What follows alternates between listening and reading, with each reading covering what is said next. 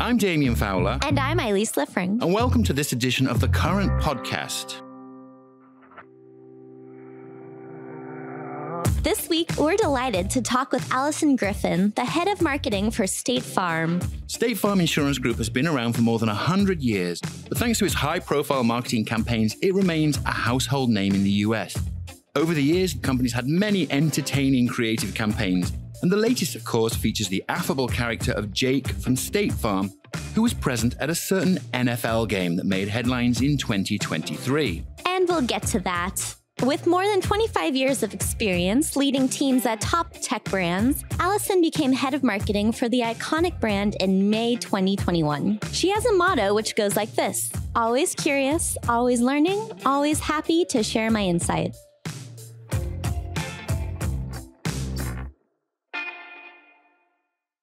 State Farm is a 100-year-old brand. You know, we've got to try to figure out how to remain relevant, not only to our current big tried and true customer base of, I'm pointing at myself, I know we're on a podcast, the Gen Xers of the world and older, but also that next generation. And one of the ways we do that is through life stages. And of course, every marketer knows you have to be relevant to the target that you're going after. Look, people don't think about insurance at all, ever, maybe, if I could say with a big smile on my face. So we've got to think about, you know, your first apartment or your first car or having a baby or buying a home, or those life stages matter because they matter to the person that they're happening to. They're big events. And for us, dissecting who the target is, what stage they're in, and how, you know, what do they care about? That has started to shape our media strategy. It started to shape how we think about capturing current demand, generating future demand, and retention and loyalty for our customer base. Now, there's a lot of strategy, obviously, behind your marketing campaigns. For instance, when you're selling auto or life insurance, there's a product for sale, but the genius of your campaigns is that you don't really talk about the product. Like, it's there, obviously, you're selling it, but it's not, you know, in your face. This is auto or life insurance. What is the concept you're marketing exactly, would you say? And how does that vary, I guess, based on the demographic? Yeah, so it's different than, you know, if you hold up your phone or something. It's different than a product that somebody needs to understand how much it costs, how long is the battery life. I'm sort of making this up. This is different. The insurance, what we're selling, is in part the policy, but it's also in part a relationship with the agent. We have almost 20,000 agents across the United States who are independent contractors, you know, not State Farm employees, and they're running small businesses and trying to be meaningful and are meaningful in the communities where they live and work and offer basically advice, services, et cetera. So for us, from a national campaign perspective, we've got to make sure the brand is strong, and branding is not product advertising. We need to make sure that our assets are known and appreciated. An asset is Jake from State Farm that you already mentioned, but also our jingle, or even just the words, like a good neighbor, State Farm is there. And so we dial up and dial down each of those assets in real life or in the virtual world, depending on the life stage, the person that we're targeting. Do they know us or not? Are we trying to bind a policy today or not? And that's, you know, the mix with which we're trying to buy media and showing up in places where these current and potential customers are.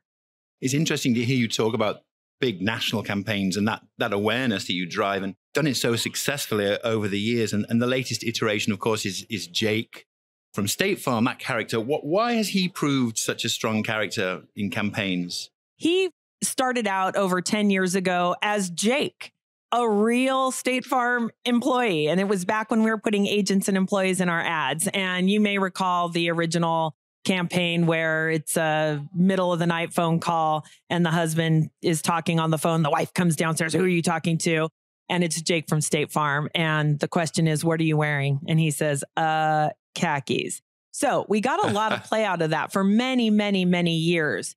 But that was a real employee, not an actor. He has a job and a family and a life and isn't a trained actor.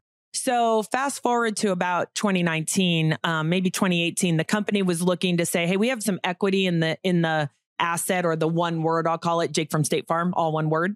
And how do we dial that up and make that asset work harder and be more meaningful for us?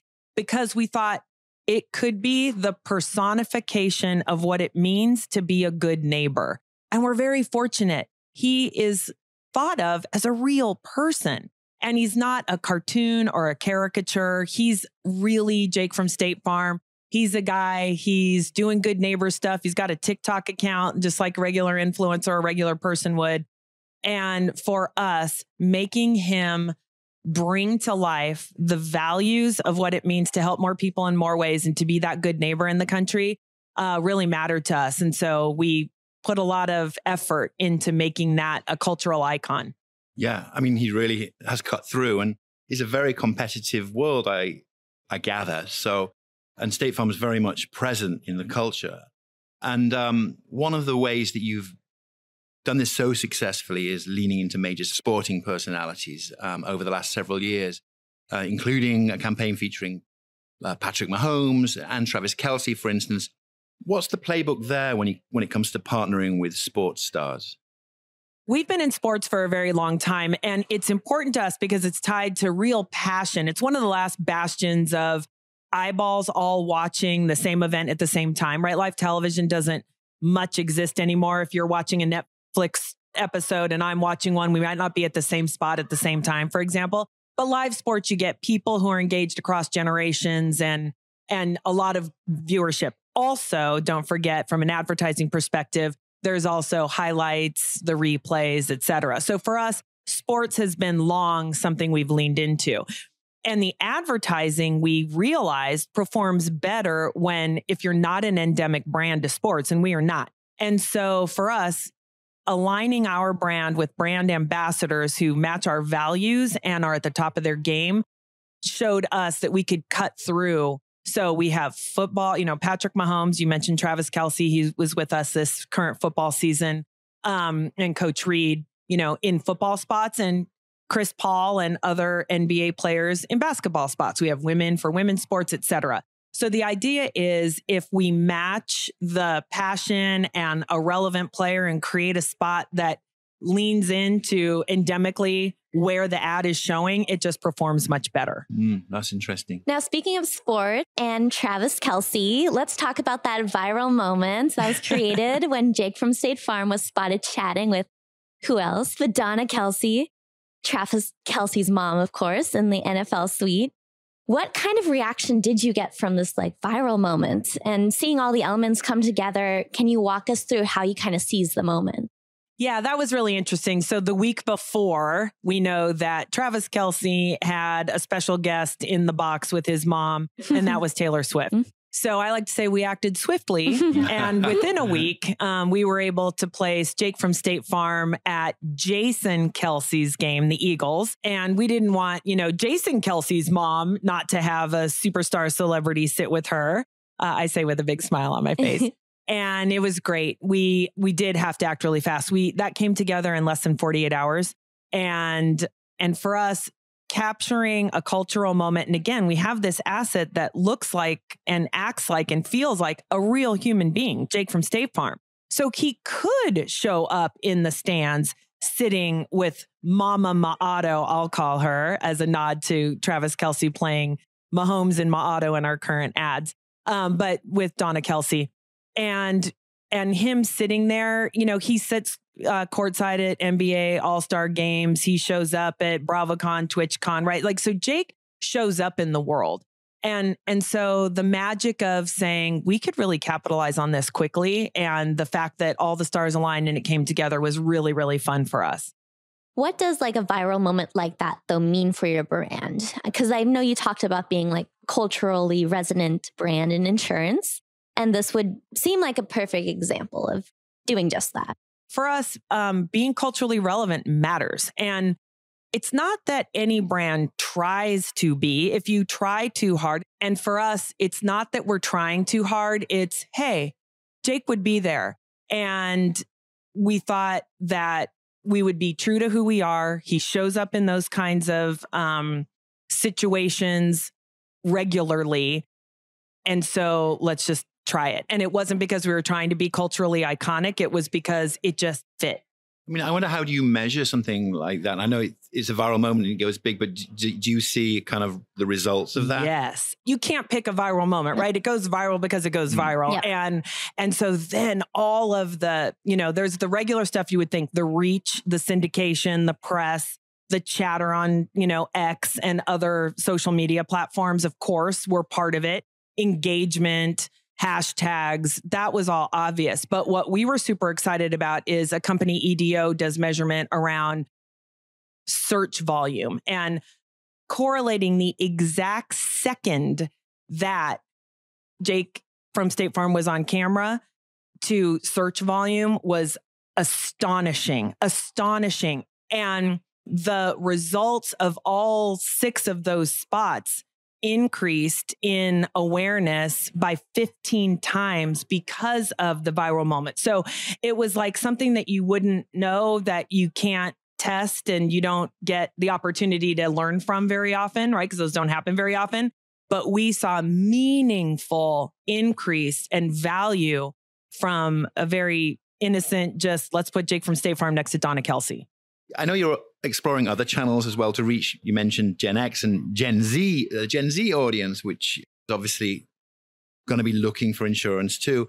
In particular, your Gamerhood challenge, which launched last year. And I'm interested to talk about gaming and esports, and why is that an important part of your playbook? I'm fairly new to State Farm. I've been at State Farm for 2.5 years, but I spent almost 30 years in the tech industry. And I say that to say gaming. I was at Hewlett Packard and Intel for most of my career, and they're endemic to gaming. And so I had a lot of experience in the gaming world when I stepped in the door at State Farm. The insurance category, other than maybe a logo sponsorship on a gamer or a game, that's pretty much all the insurance industry was doing. And I was like, look, if we can, because the audience mattered, these gamers, not esports teams, but a casual, fun gamers, much bigger universe. And we thought if we could tap in for generating future demand, again, these are not people who are buying policies today, but to get and show up at the place they already are with an interest that they already have. It's very similar to the playbook of sports. But this is a different kind of audience and showing up for them in gaming. And so we created our own intellectual property around a gaming competition. It's run 2 years in a row now in the month of June for 5 weekly episodes, and have gamers competing. And we've got Jake from State Farm in there, our assets, and we loosely tie insurable moments. So think the gamers have to cope with distractions and still try to win. And some of the distractions are pipes in the house will burst, or some of them went on a little road trip and they got a flat tire, right? So just loose and fun. We're not selling anything. We're not trying to shove anything down the throats, but to watch these, I'll call them insurable moments, hinder the forward progress of a gamer in a fun, interesting way. And the gamers had a lot of fun with it. Was a really cool experience for us. And it's done quite well. That's interesting. It goes back to your sort of ways of reaching customers at these different life stages, and you're very nuanced about it and kind of smart the way you're doing it. Well, exactly where they are on Twitch and YouTube, right? From a gaming perspective. So be where they are. Don't make them come to me. They're not going to go seeking out an insurance brand. I better go be there with something fun, interesting, and different. And that's what we attempted to do. I also noticed that you had created some Pinterest pins aimed at educating viewers around why they should get life insurance. Can you talk a little bit about that campaign as well? Yeah, that's another life stage, right? So these media partners of ours are great because we want to lean in and be, I'm going to call it, I've never used this before, but endemic to the partner, right? So a Pinterest board. And if you can notice what somebody is doing, whether they're redecorating a room, like it looks like, oh, this person might be remodeling their bathroom, or, oh, this person might be having a baby, or, oh, this person might be buying a new house or cars or whatever. Pinterest is such a great media outlet for passion points. And we thought, well, these are life moments. And as we talked about at the top of the podcast, these life moments are a way in for us to meet a person where they are and not just say, get a quote for auto insurance, but to go offer them up something that's contextually relevant to what they're doing. And because Pinterest is what Pinterest is, we're able to do that in a meaningful way. Now, when it comes to more like big TV buys and like maybe CTV buys. Do you think like holistically about campaigns and connect those big TV buys with like more performance driven plays? Oh, 100%. So State Farm, is a prolific advertiser, right? Our category demands that. And television was the way, let's say. I don't even know. It probably wasn't that long ago if I really stopped to think about it. The world's moving so fast. It is. Goes quickly. But we know that digital matters. And so do the media partners. They know that digital and even live shows that get streamed for the week after, they know that they can target, that there's a lot of value that they can sell to advertisers for that long tail of their own, even a live experience. So we know that we need to do both. We still are big advertisers in live TV, mostly sports, but also working with the media partners who are putting really great content online and targeting. And that data matters so much. And we're working more and more and more with partners to figure out how do we catch the right person at the right time with the right message that's contextually relevant and that helps us be relevant to the person at the time that they need it. Retail data is really come into its own, shall we say, and especially for non-endemic brands, again, inside that ecosystem. How has that made a difference, in the last 2 years? A lot. It's funny. And I can say this out loud because Home Depot themselves said it. We're the first non-endemic partner of Home Depot. And we're partnering with them not only for their stores and the environment. They have a lot of small businesses as their customers, as well as home ownership, right? Mm-hmm. And car repair and home and auto. Yeah. And so we are partnering with the Home Depot, who knows very deeply about who their customers are and what matters from a data sharing perspective. And we think there's nowhere to go but up on that. Of course, we do it with media partners, of course, Disney being a very big one, right? Just because of all of their properties. It's on both levels is my point. So a big media partner that knows their audience, but someone like Home Depot or Walmart, those are really important to us so that we can continue to offer the best message to these customers. And around things like small business or home improvement or auto care, that matters to us. We sell those products. How are you thinking about 2024? Do you think you can actually like build upon this year's viral moments? Yeah. I mean, we hope so, right? So Jake from State Farm isn't going anywhere, but we are going to dial up. You'll start seeing more around our jingle. So I'm not saying our jingle is not known. Like a Good Neighbor, State Farm is there. I won't sing it here. Although I will tell you, I'll give you a little fun fact. That jingle was written in 1971 by none other than Barry Manilow. No. Really? Yes. Does Barry get royalties? I don't know. Probably. but we, it's known and there's a lot of TikTok. You can go out and look at that jingle and see a lot of people playing with the content. We want to kind of kick that into high gear again.